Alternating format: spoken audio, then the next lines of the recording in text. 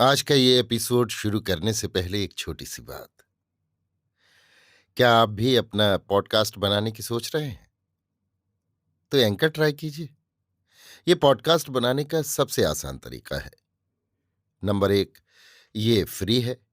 Number 2, इसमें कई सारे ऐसे टूल्स हैं जो आपको अपने फोन और कंप्यूटर पर रिकॉर्ड और एडिट करने की फैसिलिटी देते हैं। नंबर 3, आप अपने पॉडकास्ट को डिस्ट्रीब्यूट भी कर सकते हैं, जिससे इसे स्पॉटिफाई और दूसरे प्लेटफॉर्म पर सुना जा सके। तो डाउनलोड कीजिए फ्री एंकर ऐप या विजिट कीजिए anchor.fm पर अपना पॉडकास्ट स्टार्ट करने के लिए। ये तो थी एक छोटी सी जानकारी, और अब शुरू करते हैं एपिसोड का सिलसिला।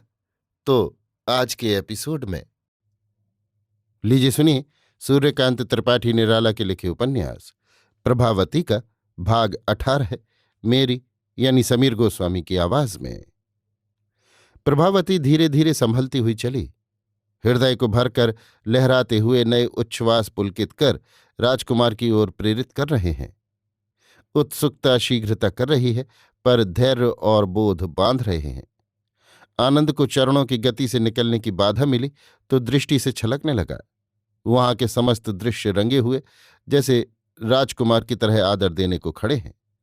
एकांत में देह से लिपटते हुए हवा के झोंके प्राणों को उभारते हुए, दबाव को दूर करते हुए पहले से ही प्रिय का मधुर संदेश कह रहे हैं। प्रभावती चलती गई, उस भवन के पीछे से बगल में आई, बगल से सामने, सामने मंदक्षेप सोपान पर चढ़ने लगी। निराभरण भाव भरा दोलितांतःकरण खंभों की आड़ से प्रकाश की ओर बढ़ती गई। खंभों की 3 कतारें पार कर एक बगल से देखा, राजकुमार मुद्रित नयन पड़े हुए हैं। उनके पार्श्व में एक दूसरे आसन पर एक सुंदरी बैठी हुई है, मुख राजकुमार की ओर, पीठ सोपानों की तरफ। सुगंध दीपक की कई शिखाएं जल रही हैं। तरुणी कुछ देखने में तन्मय है। प्रभा धीरे धीरे एक बगल हटती गई, वहां से सुंदरी का दक्षिण पार्श्व अच्छी तरह दिखने लगा। प्रभा ने अनुमान किया ये दीदी यमुना की छोटी बहन रत्नावली होगी। वेशभूषणों से राजकुमारी लगती है। स्तब्ध खड़ी रही। भिखारी से खरीदी मोतियों की माला पहने हुए सुंदरी हृदय पर रहने वाला उसी का क्षुद्र हीरक पान पूरे आश्चर्य से देख रही थी। उसके दूसरी ओर देव लिखा था। ये कुमार देव थे, ये सुंदरी मालूम कर चुकी थी। ये माला कुमार देव की है, ये अब मालूम हुआ।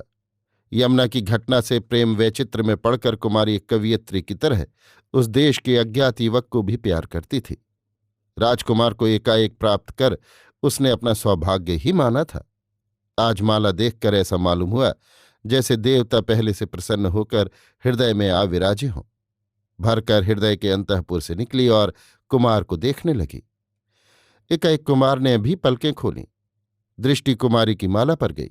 समझकर जैसे उसने कहा, ये माला आपकी है? मैंने एक भिक्षुक से खरीदी है।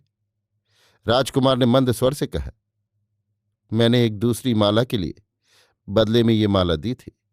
कहकर प्रभावती वाली माला की लड़ी पकड़कर उठाई। झुककर रत्नावली पान पढ़ने लगी। प्रभावती लिखा था। एक बार सारा संसार रहस्यमय मालूम दिया। जिसने उसके हृदय को इतने स्वप्नों से रंगा था, इच्छा प्राप्ति का इतना बड़ा विश्वसनीय प्रमाण दिया था, उसी ने एकाएक साबित कर दिया कि वो सोची हुई सारी कविता, वो पाया हुआ समस्त प्रमाण झूठा था।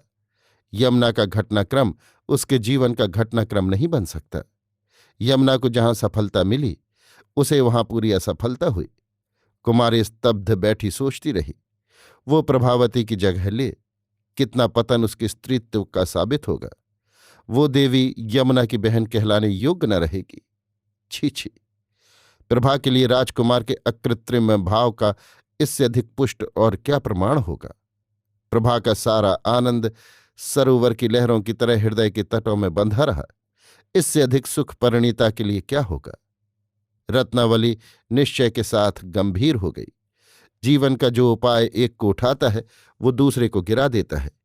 कमल सूर्य को पाकर खिलता है, पर वो नियम जूही के लिए नहीं। जूही रात्रि के अंधकार में हंसती है। राजकुमार शून्य दृष्टि से रत्नावली को देख रहे थे। एक ही क्षण में जैसे रत्नावली की कुमारी सुलभ भावनाएं बदल गईं। स्थिर सहृदय कंठ से पूछा, कुमार, आप क्यों कैद किए गए? अभी तक मैंने आपसे नहीं पूछा। आपकी हालत अच्छी नहीं थी, इसलिए। प्रभावती मुझे चाहती थी, पर उसके पिता बलवंत से उसे ब्याहना चाहते थे। कुमार धीरे धीरे कह रहे थे। रत्नावली ने पूछा, भाई साहब तो कई विवाह कर चुके हैं, फिर भी इन्हीं से आग्रह क्यों? राजनीतिक कारण कह सकते हैं, कहकर कुमार चुप हो गए। फिर? साग्रह राजकुमार को देखती हुई रत्नावली ने पूछा। फिर विवाह की रात नाव पर मैं कैद हुआ। यमुना देवी वहीं प्रभावती के पास थीं। हमारी नाव जा रही थी। बलवंत की नाव, जिस पर महेश्वर सिंह भी थे, आ रही थी।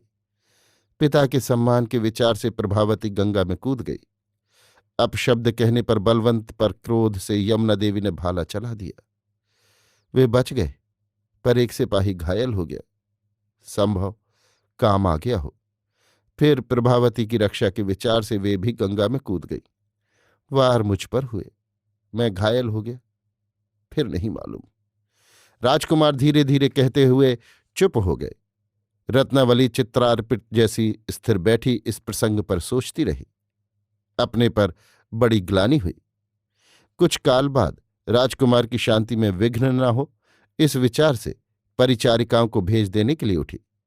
रात अधिक हो चुकी थी, इसका भी ख्याल था और भावी कार्यक्रम की रचना का भी। रत्नावली के उठते ही प्रभावती जल्द जल्द सोपान से नीचे उतरकर एक बगल खड़ी हो गई।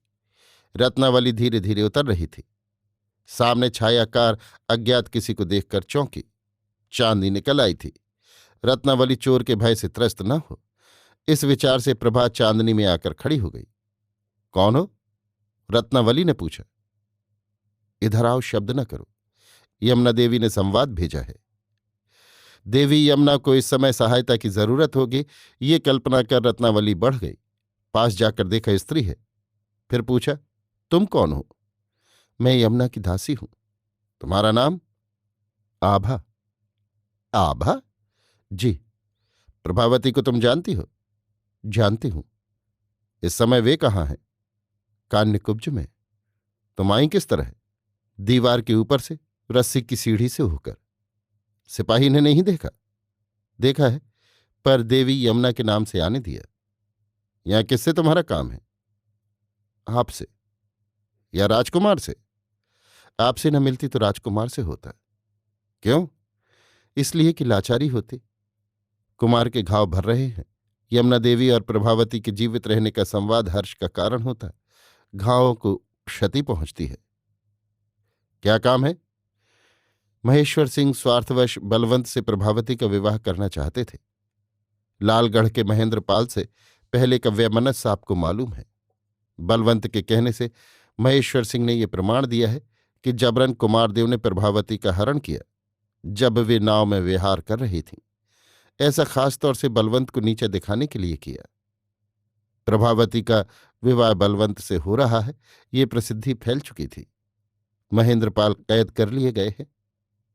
उपयुक्त प्रमाण न पहुंचे तो जल्द उनके शिरच्छेद की आज्ञा निकलेगी। संभव किला भी जब्त किया जाए। हाँ, ये तो ठीक है, सोचती हुई रत्नावली बोली। कुमारदेव के स्वास्थ्य पर इसका भी बुरा प्रभाव पड़ेगा। जी।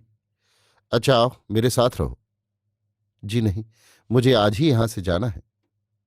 तुमसे वहां कहाँ मुलाकात हो सकती है? मैं दीदी को एक बार देखना चाहती हूं। स्थान का निश्चय नहीं, इसलिए ठीक तौर से नहीं कह सकती। उनसे आपका संवाद कह सकती हूं। स्थिर दृष्टि से प्रभा को देखती हुई, तुम उनके पास से आई हो, इसका क्या प्रमाण है? कुछ तेज गले से राजकुमारी ने पूछा। तत्काल प्रभा अंगूठी निकालकर दिखाती हुई बोली। ये प्रभावती को मिली कुमार की अंगूठी देते हुए उन्होंने कहा था, पहचान के लिए काफी है। हाथ में लेकर चांदनी में चमकते अक्षर पढ़कर स्थिर भाव से देती हुई रत्नावली बोली, हाँ ठीक है, पर तुम्हारी दृष्टि और जबान दासी की नहीं जान पड़ती। प्रभावती चौंकी, संभल कर बोली, मुझे उन्हीं से शिक्षा मिली है। क्या गंगा पार करते समय वे कोई दासी भी ले गई थी? नहीं, बाद को मिली। अच्छा। सांस छोड़कर रत्नावली बोली, मेरा प्रणाम कहना और कहना चिंता न करें। चलकर प्रभा ने देखा, जिस सीढ़ी से वो उतरी थी वो नहीं है। दीवार इतनी ऊंची है कि वो चढ़ नहीं सकती। चारों ओर घूम कर देख कर लौट आई। कुछ देर तक खड़ी सोचती रही, किधर से निकले कुछ समझ न सकी। राजकुमार के पास उन्हीं के हित के विचार से नहीं जाना चाहती।